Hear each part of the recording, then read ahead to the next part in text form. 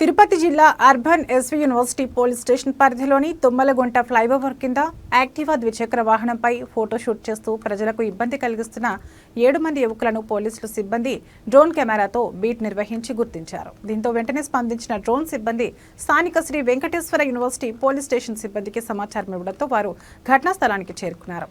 Activa వాహనముపై photoshoot నిర్వహిస్తున్న 7 యువకులను అదుపులోకి తీసుకుని పోలీస్ స్టేషన్కు తరలించారు. నడి రోడ్డుపై వాహన చోదకులకు ఇబ్బంది కలిగిస్తూ ఫోటోషూట్ నిర్వహించడం చట్టపరమైన నేరంగా పరిగణించి వారిపై మీద కేసు నమోదు చేశారు. అంతేకాకుండా 7 యువకుల తల్లిదండ్రులను పోలీస్ స్టేషన్కి పిలిపించి యువకులతో పాటు వారి తల్లిదండ్రులకు కూడా కౌన్సిలింగ్ ఇచ్చారు.